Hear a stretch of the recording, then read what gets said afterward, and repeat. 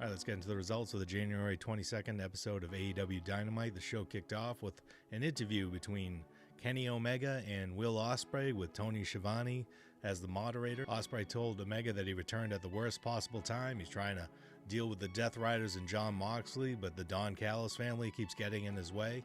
Kenny Omega reminded Ospreay that he stabbed him in the head with a screwdriver and said he would never trust him, only to have a complete change of heart 10 minutes later. After a wild brawl with the Don Callis family, Omega and Ospreay flipped off a giant wall onto the Don Callis family below. They then climbed a stanchion and said, "We'll see you guys at AEW Grand Slam in Australia. It will be Omega and Ospreay versus Takeshita and Kyle Fletcher." After the hot start to Dynamite, we got a crappy Jon Moxley and Death Riders promo.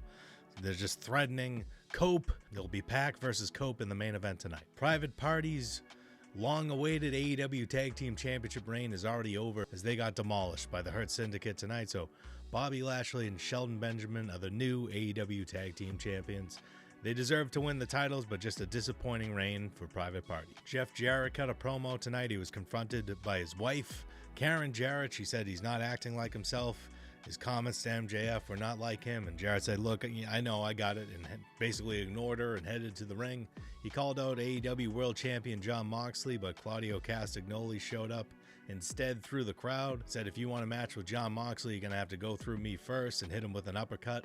He left the ring, but Jeff Jarrett stopped him, said, "Hey, I'll face you next week, and if I win, I get a shot at the AEW World Championship," and Castagnoli agreed. So it's Jeff Jarrett versus Claudio Castagnoli set for next week's AEW Dynamite. And that was not the only segment on tonight's show dedicated to Jeff Jarrett. Swerve Strickland defeated AR Fox tonight. Ricochet attempted to interfere with his golden scissors, but Prince Nana chased him away with a pipe. However, Ricochet later had Prince Nana as a hostage, essentially, with the golden scissors up to his throat. He said it might be Swerve's house, but there is a new landlord in town and the rent is due. So I don't know if that was a cool line by Ricochet or cringeworthy. That's up to you.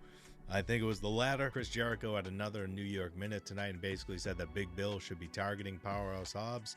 Big Bill then cut a great promo and challenged Powerhouse Hobbs to a match on AEW Collision this Saturday. Later on the show, Powerhouse Hobbs accepted. Hangman Page was supposed to face a jobber tonight, but MJF showed up, told the jobber to get the hell out of the ring. MJF cut a promo saying that Jeff Jarrett was senile for not accepting his offer, and yada yada yada. Just they're continuing this Jeff Jarrett storyline. Eventually Hangman Page interrupted and told MJF to get the hell out of the ring, and then Hangman Page defeated the jobber. After that match, Christopher Daniels showed up in a neck brace after their Texas death match. Said, "You know, you beat me so bad that my doctor has told me that I can no longer wrestle. So you won. You've won my last match. I can't get back at you." And Hangman Page looked distraught at this news. TBS champion Mercedes Mone was in front of a table and some balloons backstage when Harley Cameron interrupted with an acoustic guitar. She sang about wanting to face Mone for the title at Grand Slam. And Mone said, "You've never won a match here," and shot down her offer. So we'll see if that match winds up happening. Jamie Hayter battled Julia Hart once again. This was a good match. Hayter got the win to even the series at 1-1. After the match, Hayter showed Julia Hart respect, saying that, "You spit the mist in my eyes, but, you're still a tough bitch," and suggested that they have a third match in the series. After this match, there was a vignette for no longer the House of Black. It's Brody King, Julia Hart, and Buddy Matthews. They're now known as the Hounds of Hell. Brody King filed a trademark for that earlier this month.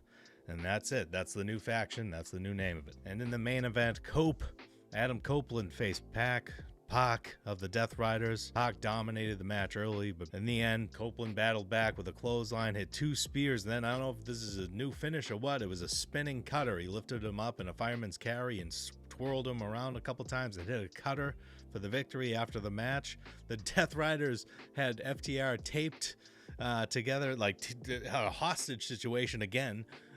Taped backstage, and Ricky Borden and the Rock and Roll Express on the floor. Claudio Castagnoli hit Ricky Borden with a concerto, and Tony Schiavone thought that would be a good time to react with, "Oh my God, it's a Rock and Roll Express. Been doing some marketing for us." That was his reaction to the concerto, an elderly man being bashed on the head with a chair. And then Death Riders made their way to the ring. Jay White tried to help Cope, but it wasn't enough. The show goes off the air with Moxley choking out Cope and the Death Riders standing tall, having a very difficult time getting invested in this Death Rider storyline, and tonight's show did not help it. Thanks for watching the AEW Dynamite results. We see you Friday night for SmackDown.